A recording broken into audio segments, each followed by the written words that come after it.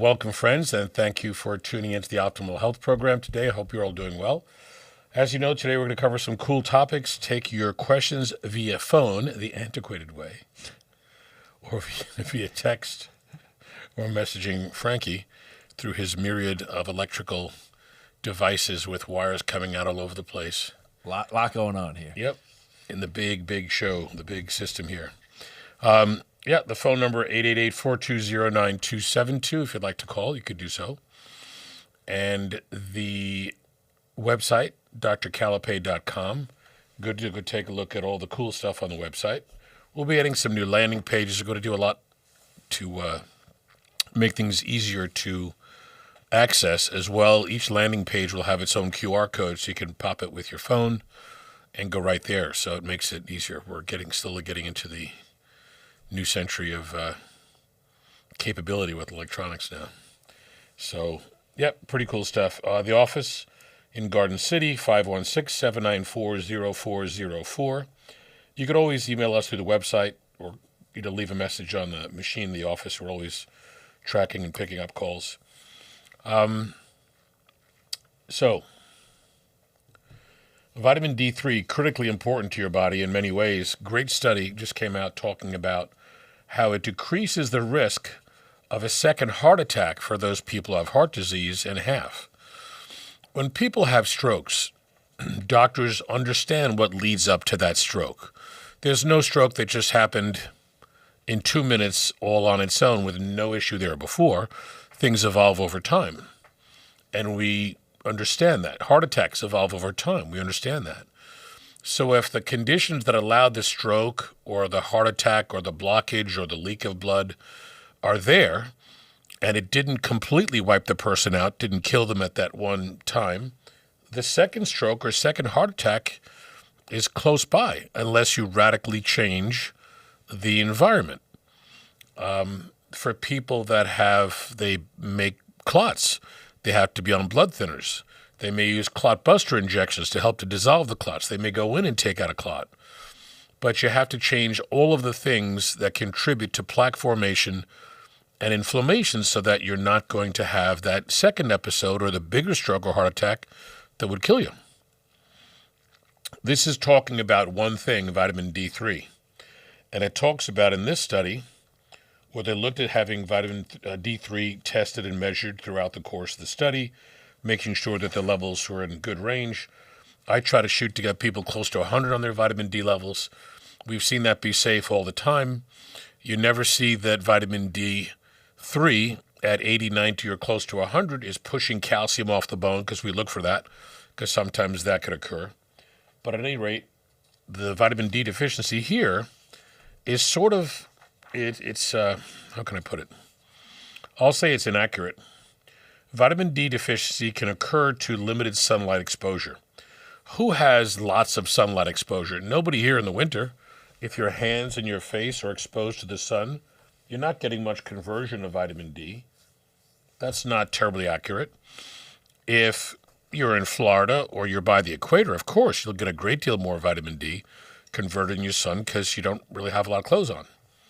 And in those environments, people don't have all the strange diseases that we have up here, far away from getting all that sun.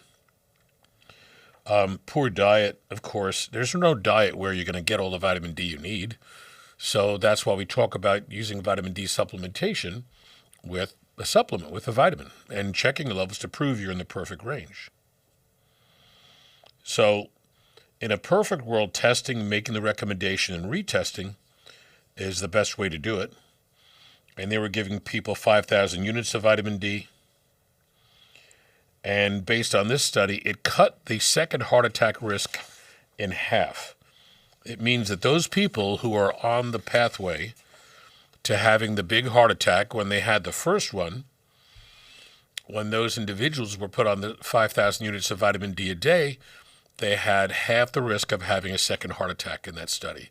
Now, imagine if you corrected all the B vitamins, you'd lowered homocysteine, if vitamin C was on board, if you looked at correcting and burning down cholesterol, triglycerides, cutting carbs down in the diet, doing exercise every day, all of the things we talk about doing that are important to your cardiovascular benefit, flooding oxygen, vitamins, minerals, and hormones to your cells, etc., getting rid of heavy metals that are a major contributor to plaque because they bind to the bad LDL cholesterol to become a foam cell. Imagine if you change all those things.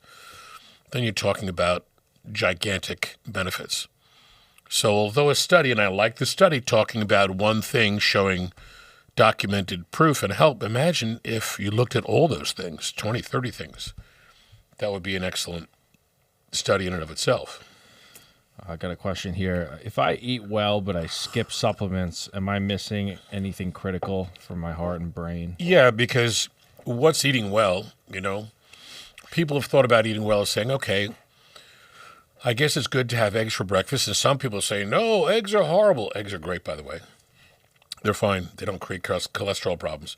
Some people think that, a good diet might be having cereal and fruit for breakfast and a sandwich for lunch, and dinner could be pasta and lamb or steak or something. But invariably, too much carb in the diet creates all sorts of other problems: high triglycerides, cholesterol, bloating, indigestion. The list goes on and on. So what's a really good diet? The really good diet, or a perfect diet, has to be tailored to that person to prove their blood work is great. So if the vitamins are low, you've got to put the vitamins on board. Nobody will have great vitamin levels just by taking food, because you can't get enough of those foods in the small amounts, or the vitamins in those small amounts of foods, to be able to satisfy your best requirements. That's why blood testing is done to look at that. If your vitamin D is 20, it's not great. If it's 5, that's horrible. If it's 85, that's terrific. So you see a lot of benefit when the vitamins are in their upper range of normal levels. So I think all people should follow diets that are good protein source, lots of vegetables, keeping the carbs down at the lower end, good fats and oils, plant source, olive oil, etc., EPA, fish oil, exercise. Proteins should be organic: eggs, chicken, turkey, lamb, veal, beef, organic if you like, etc. But you want to have the best quality of those foods, no chemicals in the foods, no junk foods, no fast food and preservative stuff. And, of course, you want to do a blood test for your vitamins and make sure they're at the perfect range. That's where you really get your best health from. Someone's asking, what about B vitamins? I was told they lower homocysteine and reduce stroke risk. B6, B12, and folate absolutely lower homocysteine. So we always look at those levels. You always look at homocysteine because there are more people that have high homocysteine on their first blood visit or on their first visit blood test than almost anything else we've seen, because people are either taking a handful of vitamins based upon what someone told them randomly in a shop or in a vitamin store, or what they heard as an advertisement on TV or something. And without rechecking the blood after doing whatever they're doing, you're not proving that your level's in a great range. So we do that, blood work, make the recommendations, put together your specific vitamin kit, custom to you and your condition. Then after a month, we recheck to prove the homocysteine's down, vitamin D is great, C is great, and that's how we create it. So it's got to be done in a very, specific, deliberate fashion. Can vitamins ever replace blood pressure meds or statins, or should they only be add-ons? So vitamins are important because your body requires vitamins for good and healthy and normal function. There are people who are on blood pressure pills, and they're diuretics. Diuretics help you to release urine so that you're taking down your fluid volume.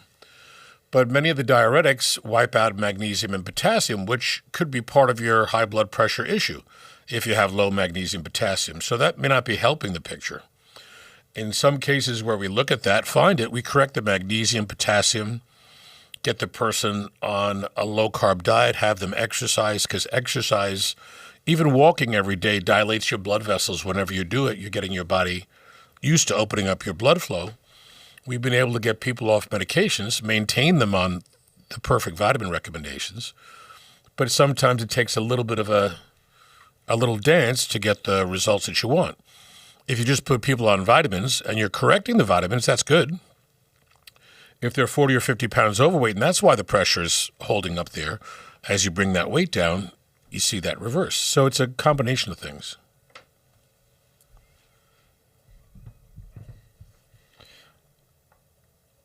So someone wants to know, why do doctors call vitamin D a hormone instead of just a vitamin? I've heard that a few times. It's got different properties.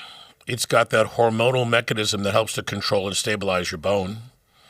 So people who have good vitamin D levels, women in their 20s and 30s who have good vitamin D levels, good calcium levels, the other nutrients in good range, boron's in good range, those women will less likely have osteoporosis as they get older. The more active a woman is in her 20s and 30s and 40s, any activity, Pilates, yoga, playing tennis, pickleball, anything you like to do, the more you're strengthening your body, strengthening your bones. Again, you don't end up with the osteoporosis, but you have to keep activity levels I'm getting a call. in a perfect range. You have a caller. We're getting a call. Wow. Hi. How are you? Good. Am I totally on the air? You're on the air. You're on the air. Oh, okay, great. I thought there might be a quiz first, but hi, it's Gloria Avery, one of the patients, and Sure. I was totally interested in what you were speaking about when you spoke about foam cells. Now, I just want to tell you something. I had been experiencing stiffness and in my legs from the knees down, and it gets worse every winter. And also, I didn't even feel like exercising anymore because I can't even feel the sensation on my skin or the muscles in my body. It feels like when I swim, it's just coming from my joint and a movement I remember to do. And someone said to me, well, try, chelation therapy. And I'd, gone to Dr. Cal there in Westbury and had the $79 test for heavy metals, the urine. Yeah, the urine test, correct. That goes to an outside the lab, lead was way high. I guess I have a lot of time to think and hypothesize here, but I remember when I was a kid, even like 8 years old, the doctor telling my mother that I had lead in my bloodstream. And I remember my mom having a talk with me and asking me what was going on. Did you have lead And paint we in your know house, that- do you think? Because that was a I relatively think common so, thing. and as a child even, I used to think I was helping out in the house. I would take a razor and scrape the paint off the window panes, the old paint. Yeah. And, it would turn into dust and you breathe it in. But Sure. so they were telling me about, so I'm just remembering this back, Wow. and I've had stiffness in my left leg. So, the numbers were high on the test, but I did a number of, the protocol of EDTA chelation treatments, the IV. And after about the fourth or fifth one, I went to another doctor too out in New Rochelle who did it and did ozone at the same time for that reason. And it was 1,800 milligrams of EDTA in 250 milliliters of saline, which was a high dose, which I figured as long as I'm getting stuck. Yeah, not I'm really going a through high the dose. pain of this. Yeah, 3 grams is Is usually that yeah. I want the highest dose I can get if I'm going to go through the trouble is sitting there with a needle in my arm. So anyway, at about the fifth one, all of a sudden I was feeling like the left side of my body contract, my torso, and I was feeling sensation across my lips and my skin, and I was like totally amazed, saying, I can feel my skin again. I'm starting to feel my muscles again. And it's really pretty profound that, like I was thinking I'm beginning to, manifest multiple sclerosis or some other neurodegenerative Well, you get scared because if you can't figure condition. out what's occurring, I mean, that's why for all our patients, we do both the blood looking for the metals, but the blood only shows 4 or 5, that the urine shows 21. That's why the urine is such an important test, because it tells us what's stored in your body and what may be leaking out of storage. So that's why in doing that and, using the EDTA, you're getting rid of the lead and the metals, and you want to get them all out of your system. I also had a couple of MRIs. Now, there was one MRI I had of my neck. I don't think they used contrast, but after that MRI, my neck felt so weak, my neck muscles. I was wondering if you have metals in your system, so you go under a huge freaking magnet. What is it? It would be pulling the metals in your bloodstream, No, out it doesn't. towards the tissues. It's an into your instant test. muscles It or something. doesn't pull the metals. So the EDTA binds to the MRI? metals and doesn't let them go. The MRI has no ability to pull individual particle of metals. And I would think that it's the a split particles second test. in your, no, the MRI where you go under, like that can, I thought it might, if you hold a safety pin, it will jump near an MRI machine. Mm-hmm. So what might it be doing to the metals in your system? That's what I'm thinking. There's no evidence Maybe that it's doing anything to individual metals because the particles of metals are the tiniest sizes of all. So there's no accumulation and no pulling of those metals, by the MRI. Okay, you can say that. I sort of felt like I had a reaction to my neck. Then secondly, I had an MRI of, what was it? My brain, because I had this, what they were calling a meningioma, small in the dura. And I said I didn't want contrast, and they did it anyway. And, I have this 1.4 millimeter size by 1 millimeter.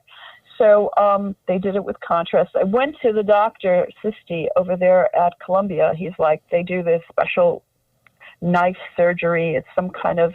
So, Gloria, you got to kind of come to a question. We have other people, with lots of questions that they want to ask, but give me an overview as to what anyway, yeah, I was talking about the IV contrast. It's about the IV contrast they gave me. I didn't know it's like cadmium. Yeah, a lot of people have issues with that. Gadolinium, cesium. There are a variety of different chemicals they put in depending upon the type that they use, and some people do have bad reactions to it. Even Chuck Norris's wife was one of the first ones to put something on board called gadolinium-induced toxicity because she had so many of these tests, and they realized that neurologically she was having major issues, so they had to chelate and get all that stuff out of her system. Well, they never referred me to any doctor to do chelation. It was all happen chance from listening to the show and coming down and, trying out everything that you suggest that helped me. So that's a foreign word to them. They don't want to hear that word because they don't want to understand. Why is that? I feel like it's like anything extraordinary, else. And I'm thinking, yeah, it's extraordinary, the change. And I wonder how many people walk around with symptoms and don't really know, that probably there's a lot of them. Or, we're looking at all sorts of things now, creating horrible side effects. Everything from injectables, it's been refused that they can probably cause problems with kids, but now the documentation's there. Heavy metals can cause organ failure, damage anywhere in your entire body, even cancers and such. Can you talk? I know you did some kind of certification in heavy metals and chelation, so I'm really interested in that. Yeah, over the years, doctors do that. You can go take courses, which are both written and oral, where you take all the coursework, et cetera. You pass the test. You have an oral exam where you're asked a variety of questions. So I did that 3 times over the years. Then we went back to do it to younger doctors that were, getting some certification in that as well. But that's something that we did. Thank you so much for your call. Could you talk about some more cases, a couple more cases, or anything really dramatic with chelation? Like we had a gentleman who had myasthenia gravis who was a professor, and he'd also used to sing in the choir. But after a while, he couldn't really speak because his lung was getting very full and very thick, and it was difficult for him to talk. And he was diagnosed with myasthenia gravis, given medication for it, helped somewhat. But then when we saw him and looked at the entire picture, started doing chelation, after about 2 months, he didn't have the thickening of his tongue, and he was able to sing and talk for extended periods of time that he couldn't do it before. And then the neurologist called me, and I explained the entire thing to him because we had the before chelation and after chelation IVs showing how much of all that stuff we took out, and he was amazed, and he would send me tons of patients. Yeah. Yeah, so I would be interested in hearing more of those cases because I noticed certain thicknesses in certain areas of my flesh, and I noticed a change. So I'm thinking I'm in this for the long haul, and it's something that I should continue. Yeah, it helps your body in a wide range of ways. Thank you so much for your call. We've got a bunch of other people to get to. Good talking to you. We'll see you soon. Yeah, take care. Thank you. Yeah, there are so many things. People take it for granted that the food that they're eating or the things that they're exposed to in their daily lives can be causing issues, and we see it all the time. I think everyone we've ever tested via blood, and more so from urine because urine's more accurate, have had some significant metals on board. But, chicken, shrimp, rice, California wine has arsenic in it, so many of them. And you could go online and read about that. I did a few years ago. It was on the Today Show, of all places, talking about California wines and arsenic. Aluminum pots and pans, aluminum antiperspirant, aluminum foil, the list goes on and on. Arsenic is probably a little bit more common because people eat tons of chicken and people eat tons of rice. So lead, mercury, cadmium, lipstick, and makeup, the list goes on. And cadmium is linked with breast cancer. So people should start looking at the heavy metal literature and then taking steps to evaluate and get it out of your system. Someone wants to know, even if you get a sunburn and you're out on the beach all day, do you really take in a lot of vitamin D, or is it really... Probably not much. Right. And the sunburn is the quick response to the skin. I think it's better, and if you're able to do it, put something natural on your skin that doesn't make you burn, and try to have a little bit more time in the skin. And you could take your break so you're not burning, go out again, go back and forth a little bit so you can get some of the sun, convert some vitamin D, but you're not going to get what the capsule gives you, the 5,000 units. So that's why we still rely on the capsule every day.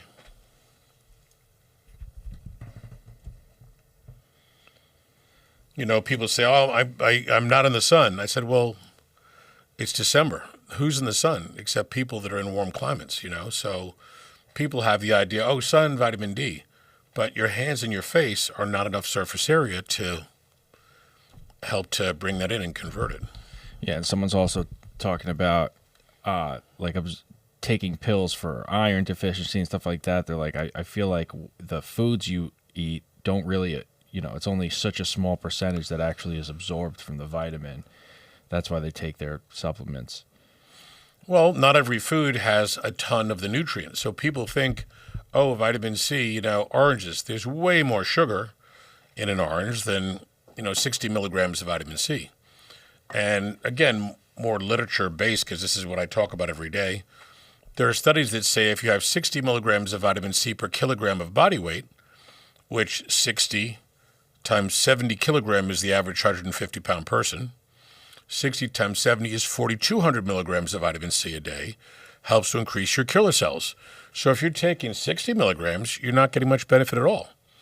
You take 4,000 or 5,000 a day, you have more killer cells to fight infection. And to go beyond that, because we test people for their vitamin levels all the time, when you're doing intravenous vitamin therapy, we have a lot of people over the years who would come in initially with the flu, get a couple of IVs, knocks it out, and then the November, December, January, April cold, sinus, whatever they would normally get, in doing some of those IVs, some people do them once or twice a month through the winter, they don't get the colds anymore. So it's pretty interesting to see that once you adjust and you correct better levels of nutrients for that person's need, you get a greater outcome.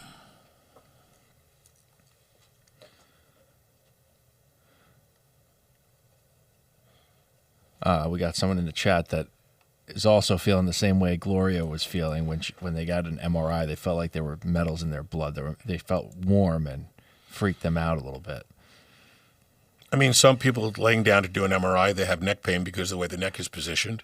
Some people, the MRI devices are just too narrow for them. It's uncomfortable. I haven't seen any literature that says that the MRI could bind or shift individual tiny specks or particles of metals. I'll take a look at that. I'll go online and look for it, but I hadn't seen it.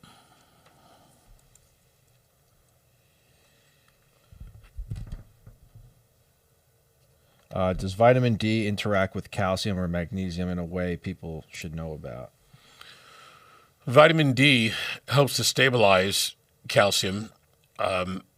If you have too much vitamin D on board, then sometimes calcium will start coming off the bone. It also coordinates with parathyroid hormone. So it's not as though a vitamin and a mineral or a mineral and a mineral have to be together every day to get into the cell to do things.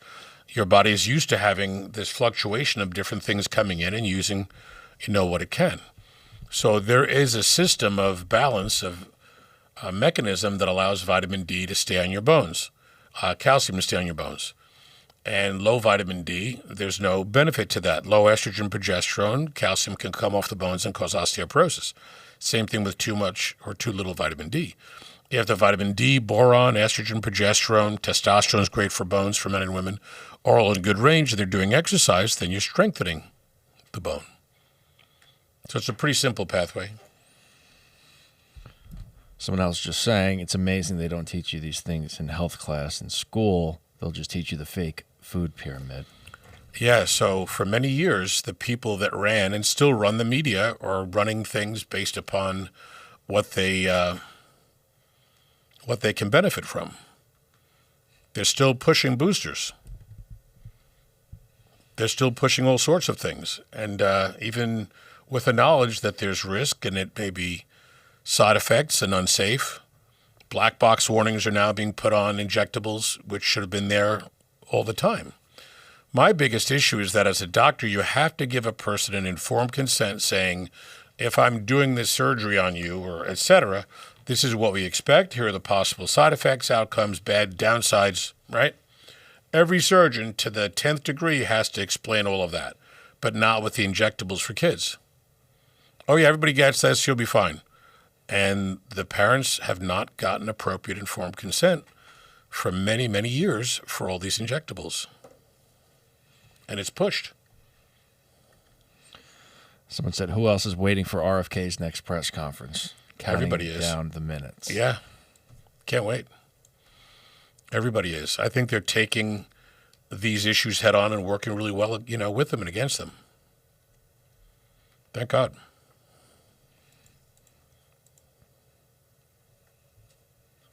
Thought I had an issue with my timer. Good. Half of my computer just crashed, so just give me a moment. Uh-oh, a little computer crashing. Yeah, today the weather was pretty bizarre. Crazy. So I woke up, looked outside, a little rainy, a little crappy. Had a cup of coffee, let the dogs out, run around. And the lady who works on the house, cleans the house, came, but she couldn't get up the driveway because some branches fell. And now I have ash trees, all over the place, all over the property. They're all over Oyster Bay. And because they don't have deep, vertical roots, they have horizontal roots. Sometimes when they're big and it rains and the wind hits, it just knocks the trees over like nothing. There's, nothing to hold them there, and they kind of just break and fall. And when I went to leave to come here to do the program, the same tree that had branches fall, the tree was laying across the driveway now. And luckily it didn't hit my neighbor's house or his pool filter equipment, etc. And luckily the landscaper that I use, because I think he just runs around whenever it's windy around, looking to cut up trees on driveways, and he was doing it. So luckily he came with a big chainsaw and we got everything cut up. But yeah, when the weather's crazy, electronics don't work right. I've seen that in my office.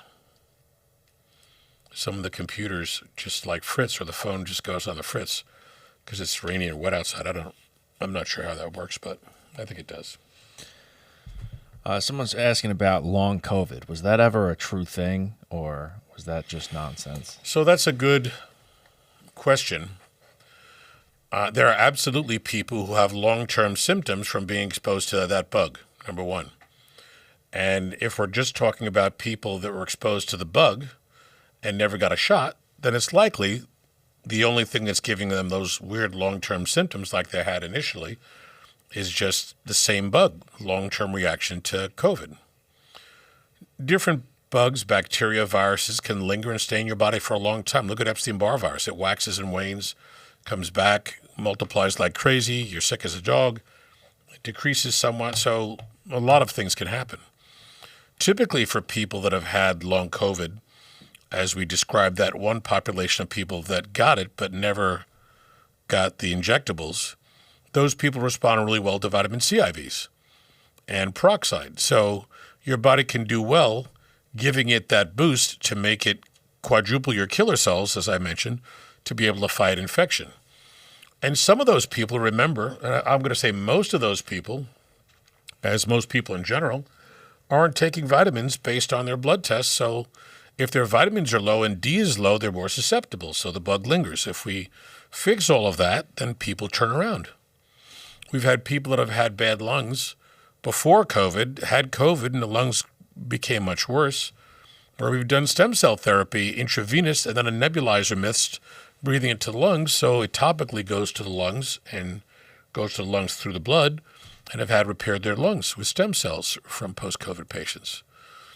Then there are people who have multiple injections, and have had side effects or high C-reactive protein or clotting markers, etc., and we'll put them on combinations of things to help to decrease the clotting effect, like nattokinase, quercetin, curcumin.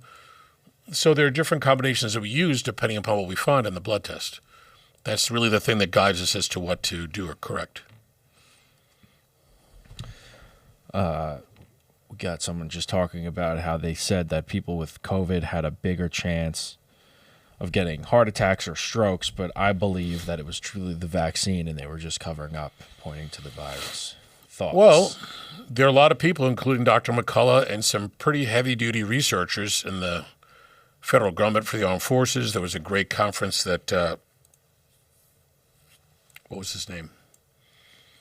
Ron Johnson from Wisconsin, the white-haired guy. I had all the armed forces in front of me talking about 300 times miscarriage, autoimmune diseases. A lovely lady doctor was talking about oncology and how the P53 gene is inhibited by the vaccine and it's causing turbo cancers. We're seeing that. So there's a lot worse that's happening as a result to throwing this manipulative injectable on board. People are starting to understand how and why and what was done.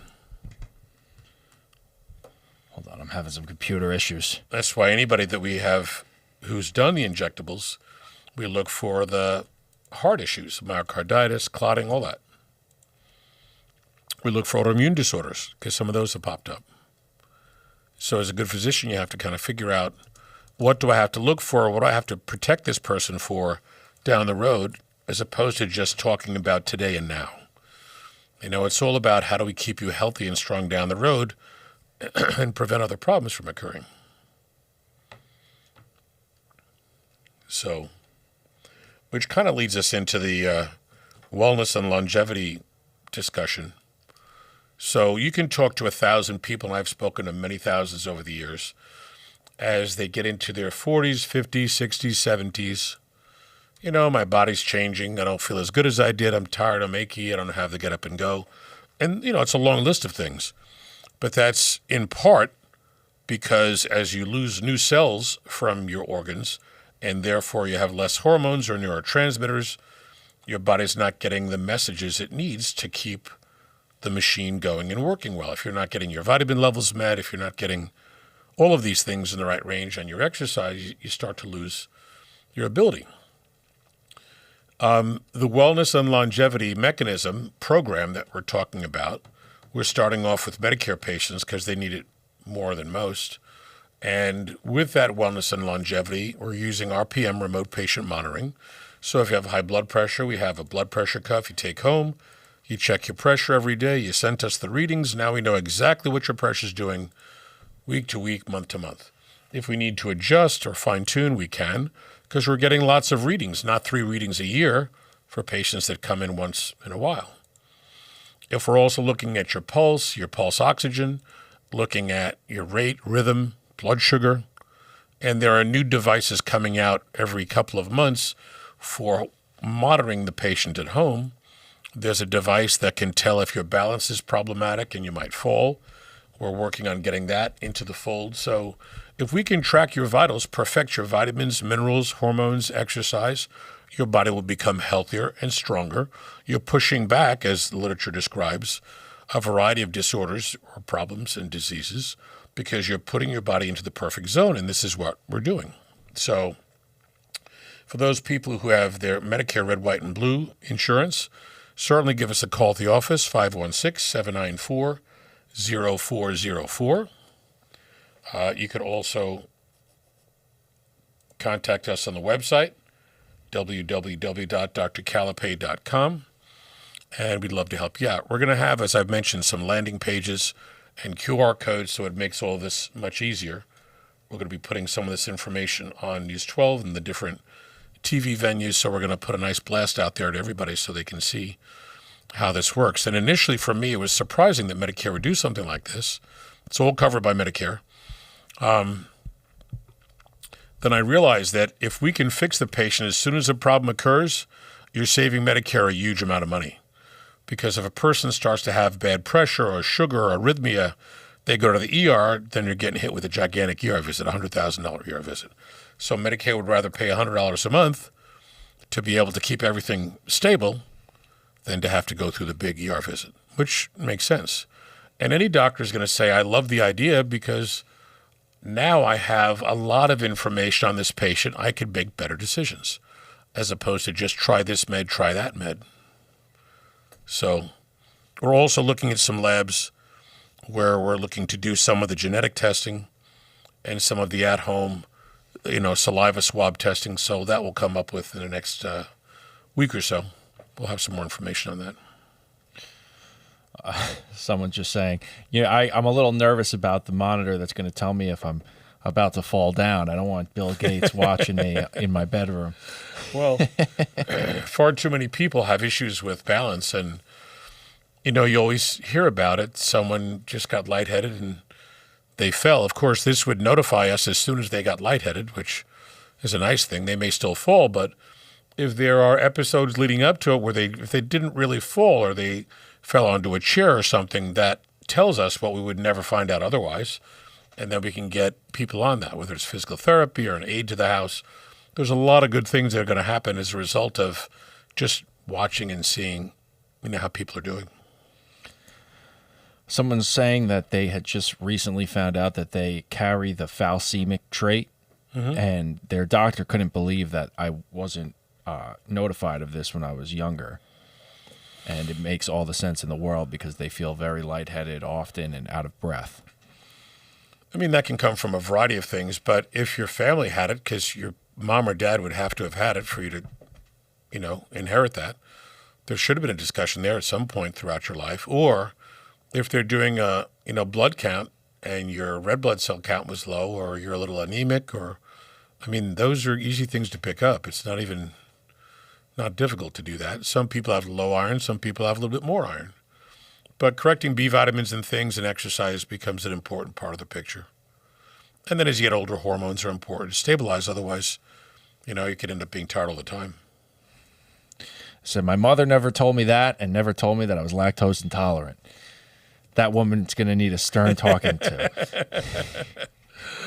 The lactose intolerant comment is interesting because it wasn't around forever. I think it's been around probably for 10 or 15 years. And people that would have problems whenever they had milk were thought to have a milk allergy.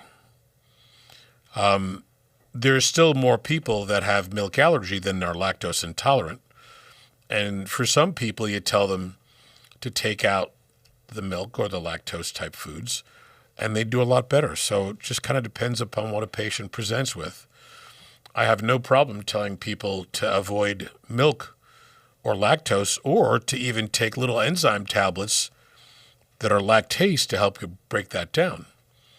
I don't think that milk is an absolute in everyone's diet. You could switch from cow's milk to soy milk if you're not allergic, to almond milk, cashew milk yogurt. There's a lot to have.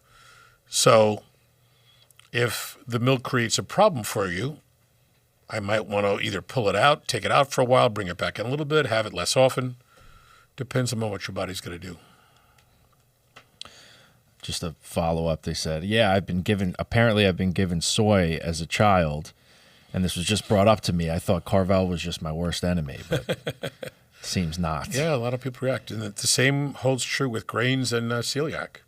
So there are people who are allergic to the grain, but not allergic to the gluten or necessarily reacting to the chemicals in the food. There are people who are not skin test allergic to the grain, but have the blood test allergy to gluten. They can't have it. And there are people that don't have the allergy to wheat based on skin test, don't have the gluten blood test, but are reacting to the fact that the food is GMO. So there are 3 different ways to look at that. If a doctor did some blood test for allergy and didn't find the wheat as an allergen, you'd say, oh, no, it's all in your head. But it could either be the gluten or the GMO. So you just got to kind of watch what you eat and see what foods make you feel good and what make you feel worse. That's also a simple way of looking at things.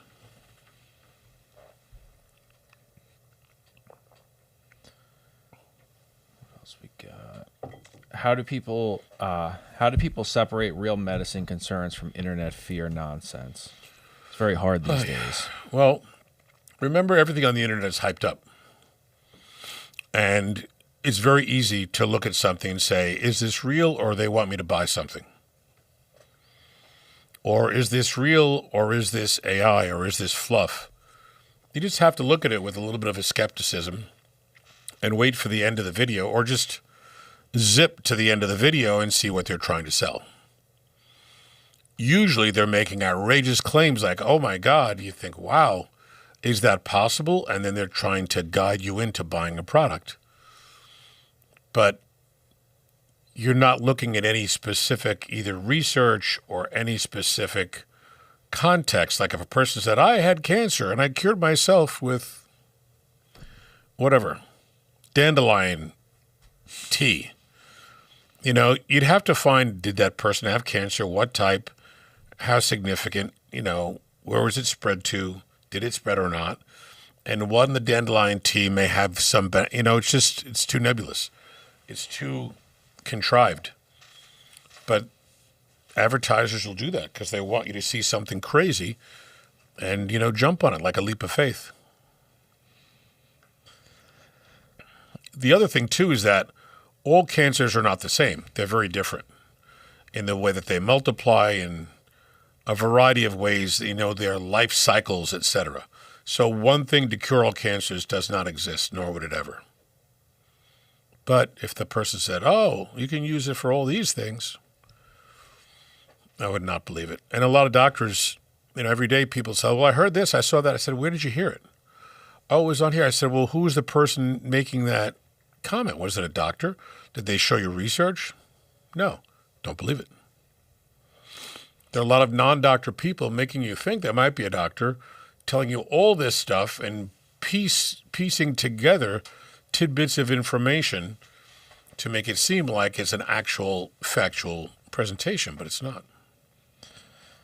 Do you think that we've learned from COVID, or if the next man-made virus came tomorrow, the nation would go under the exact same rule and psychosis? I think smart people have learned a lot from it, but there are still going to be people that say, oh, they would never tell me the wrong thing, and go out and do all their recommendations. I still see people driving with masks on. I don't know. In the car with nobody else. Yeah.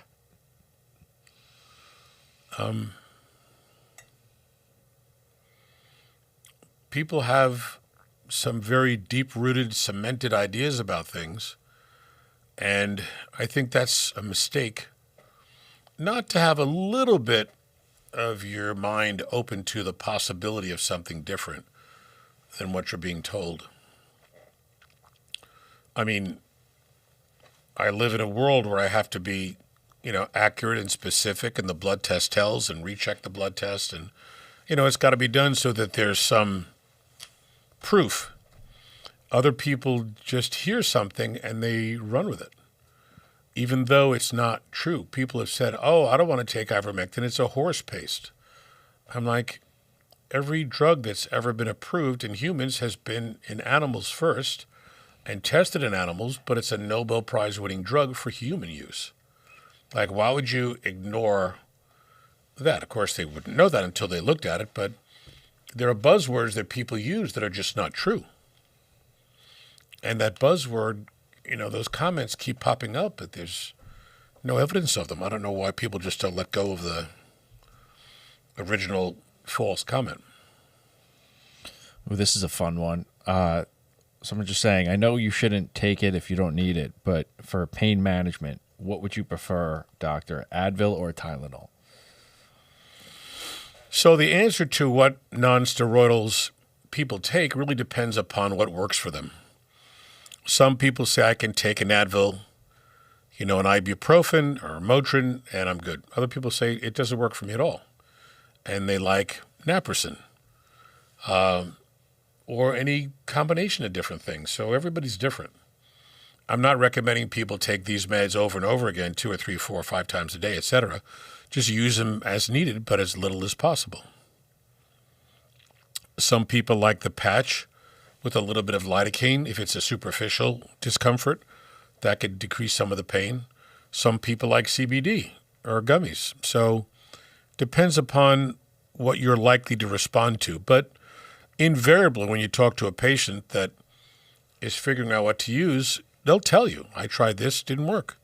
When I had shoulder surgery the first time, I tore my right shoulder in sparring in karate class, and it said I couldn't lift my arm. Called a surgeon, Dave Weisberg, who's awesome. And they originally gave me Percocet. And as the regional block wore off, they stick a needle in your back to get to your nerve root that goes to your whole arm, so your whole arm is numb. When that wore off, they gave me Percocet. Didn't work at all. So here I am, and really, because they had to shave the bone, they had to do a little bit of, put a couple of anchors in, they did a whole big deal. And I called them and said, wow, it didn't work at all. So they just switched me. And I'm not a big person for medications anyway, but, Then I found a device called the cryo-cuff, where it's a big bladder. There's a cooler you put on a table. It's got a hose with a connector.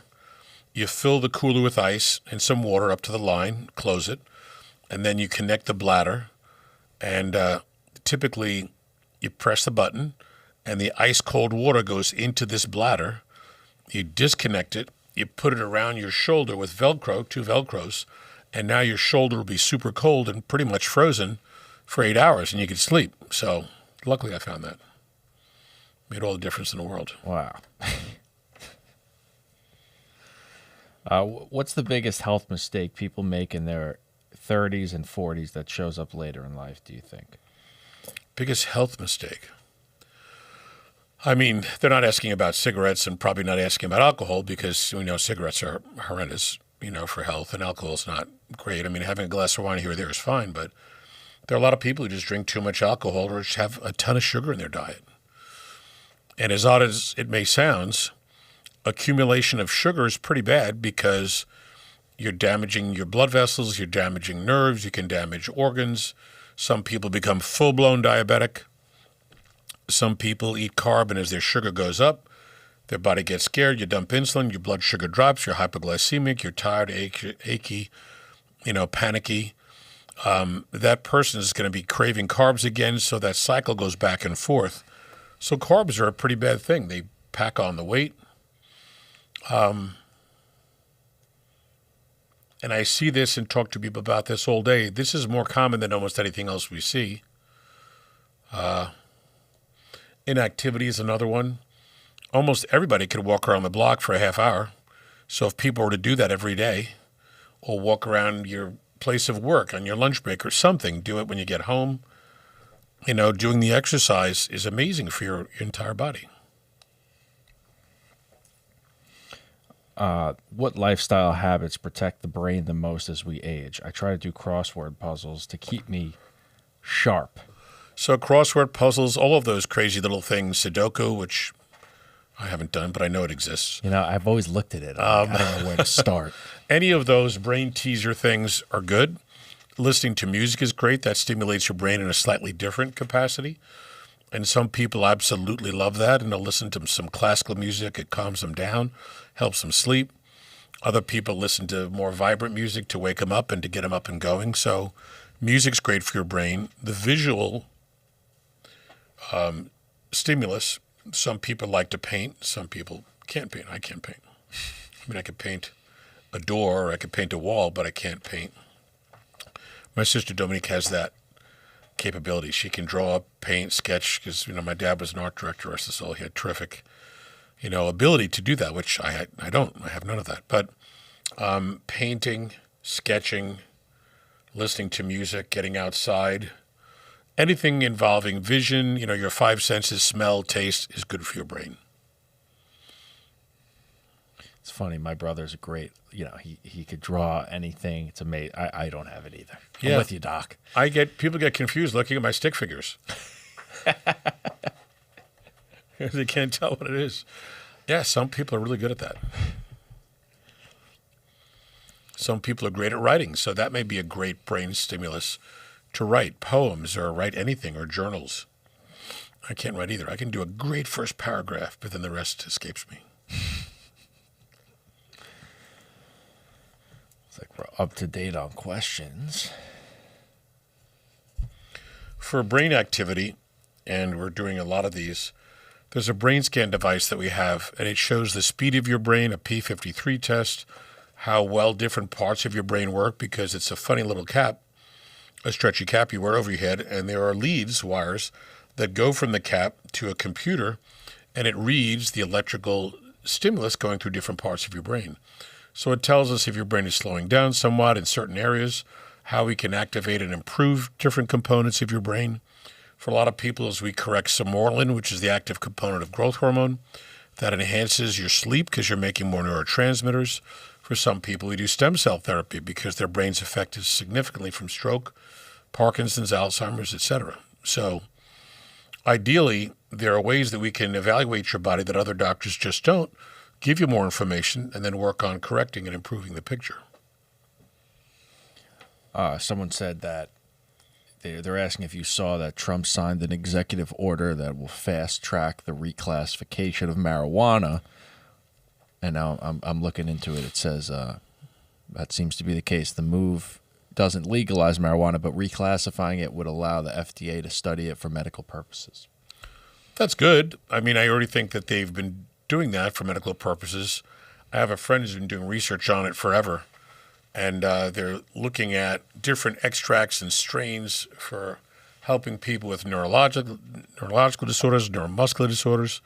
So the research has already started, but if they put more money into it, I think it's great because it helps a lot of people. And, you know, in many thousands of studies, you don't see side effect or issues or significant risk.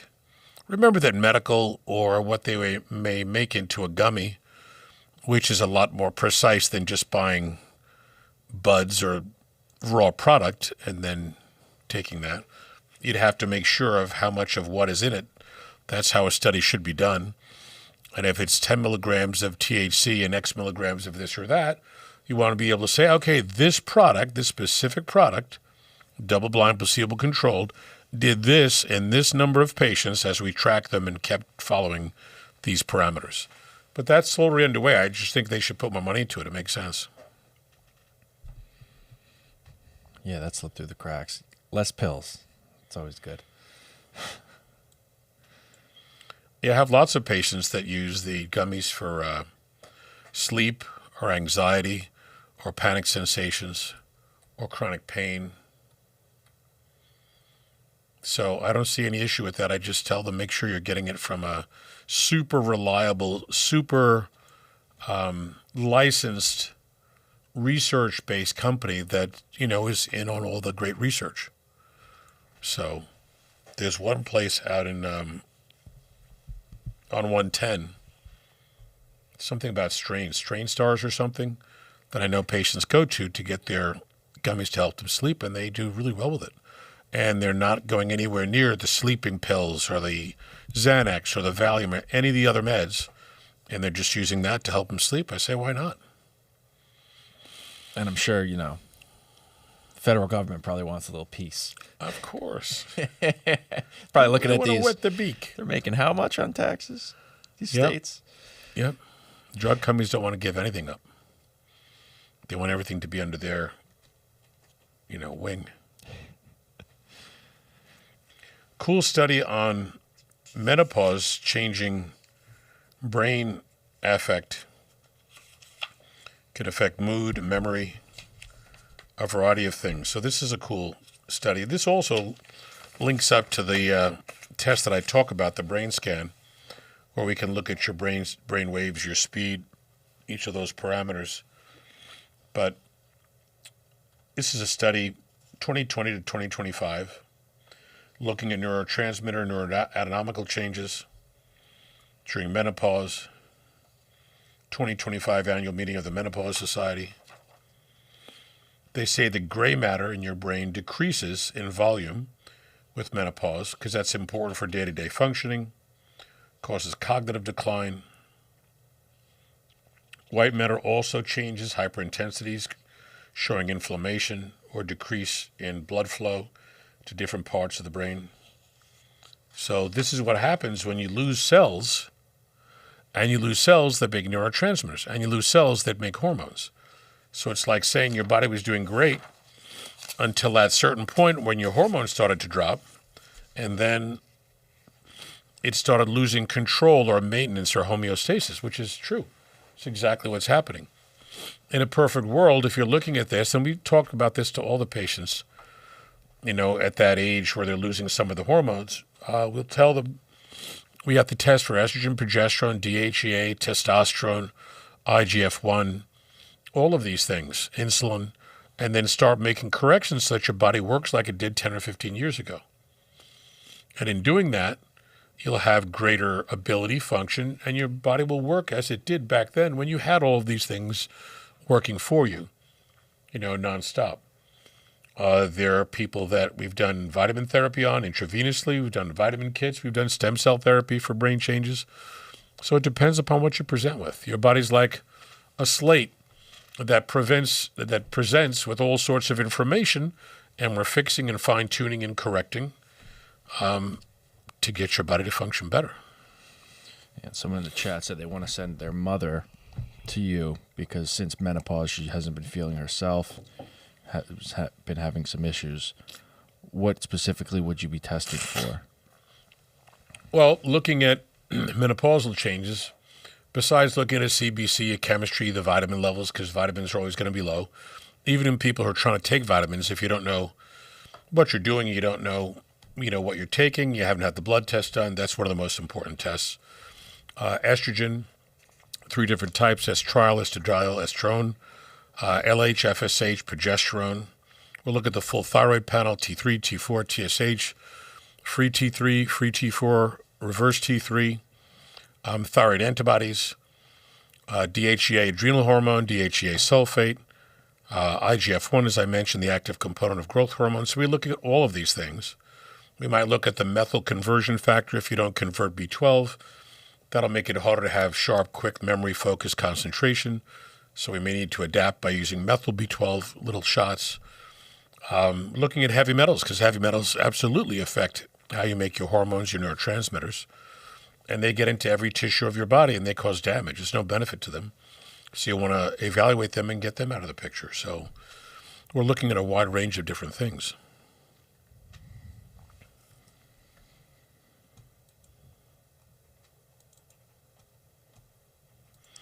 And it's not far from, in most cases, people aren't far from where they were a few years ago when they were doing better. So a woman comes in who's 50 and she's been in menopause for 5 years. 45 is not that far back, but if we give her the hormone levels she had at 35 or 40, within appropriate range, testing, recommending and retesting, and the person says, wow, I'm sleeping better. I'm not as moody. My memory's good. My concentration's better, et cetera, et cetera. They write down all the things that they see improve with each of the corrections, and then we can prove with the blood test where they've come to and document that result of the efficacy. So it's not hard to do that. It's just gathering the info from the patient initially so you have a nice list of all the problems they're having over time, and then you look at each of those things week to week to see how they're changing and how they're going back to normal. Said you'll be hearing from me shortly. Great. Look forward to it. The office is 516-794-0404. I'd love to help her out. And as I say, for anybody who's within the Medicare realm, and we have the staff calling and talking to all our Medicare patients now explaining this, the Wellness Longevity Program with the RPM is terrific. It's ideal. There are 2 sides to that picture also, which I wanted to comment on. There's the telehealth visits where we call, talk to you, come in, you can do your visits, blood work review, correcting hormones and such. We also have testing for and correcting vitamins, vitamin packs. We have peptides, NAD, sermorelin, which helps to correct levels of IGF-1, female hormones. So there's a lot to this that's usable, but the initial start is understanding what your body's up against. So it's the most thorough and most comprehensive approach, certainly for Medicare age patients, that's ever been done. We can do the brain scan evaluation. So there's a lot that we can do that most doctors would never do. and get you back to your fighting weight and your strength.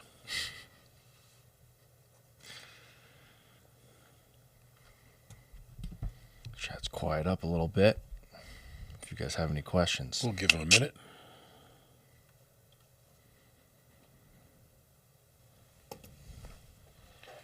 What other articles do we have here? 3,000 steps a day may help lower Alzheimer's risk. Once again, the exercise and the walking thing keeps popping up, which is important.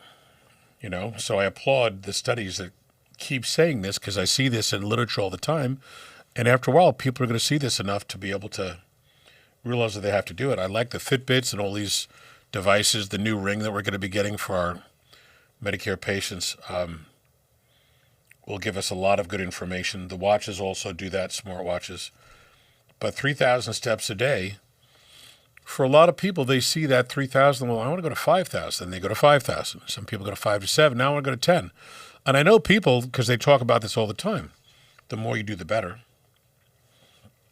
The comment would be, here, past studies have shown that healthy lifestyle choices, a balanced diet, what is that? What's a balanced diet? The food pyramid balanced diet, which would be really bad? Or a diet made to you, or a food plan made to you, Joe, Mary, Mrs. Monicati, anybody who's out there. If we make a diet specific to you and your needs, your blood test, correct your vitamins, minerals, hormones, your body will do beautifully. And again, this just talks about steps and Alzheimer's, but you have to look at other things. You have to look deeper. Aluminum exposure, hormone decline. Daily walking delays cognitive decline by 3 to 7 years. So 5,000 steps was a greater decline than 3,000 steps, or greater decrease in developing Alzheimer's.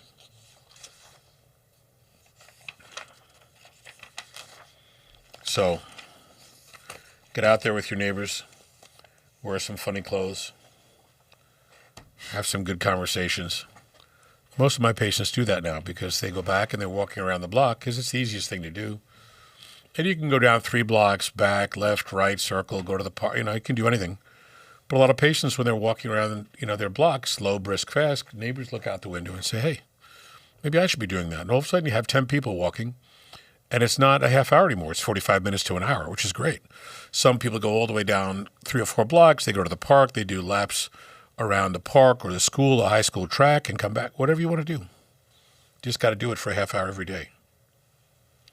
I got to listen to that, Doc. I'm adding some pounds, some lbs. Yep. And this is the big eating season, so you got to be careful. Well, Christmas Eve is all fish, so we're pretty good with that. That's not hard. Yeah, with fish is easy to. And I got the artichokes. My favorite. Stuffed. Can't be stuffed artichokes. If we start talking about food now, I'm in trouble. Good. Big show tomorrow. Big show, Don't really forget big show. everyone. Really big show. People are not old enough to remember Elvis on the Ed Sullivan Show. But there are videos you could look at. Yeah, big show tomorrow. So front page on Rumble. We're consistently hitting 200,000 views every Saturday for the past few months, so that's pretty cool. I think in total, well, are we getting like 30,000 per show during the week? Well, what do you mean? With the regular shows, like Monday, Friday shows? We're in the 1,000. I don't know about 30. 20,000? 15 to 20. All right, so let's say for sake of discussion, 20,000. Like 15 each show? No, throughout the week. All right, so let's say 20,000 per week times 52 weeks is, it's a lot. It's a few million. It's 2 million? Sounds about right. 2 to 4. Clear. 20,000 times 52. 1,040,000. So 1,040,000 during the week, and then if we're doing 200,000 for the past couple of months, is it 3 months? About 2 or 3, yeah. Okay, so 2,000 a week times 12. 2,400,000. Yeah, we got over 3 million views, which is pretty cool. Come a long way last year. Yeah, and December 13th, was that our anniversary? Oh, yeah, we passed it. Shoot. Well, that was a Sunday. So, yeah, I'll have to go get a cake. But what cake can we get without it being too much carb? Yeah, we need A no protein gluten. cake. Yeah, gluten-free, Gluten-free. carb-free, animal-free, everything free. Okay. Good stuff. People, if you'd like to call the office, 516-794-0404. Website, drcalapai.com. Love to get your emails there and chat with you.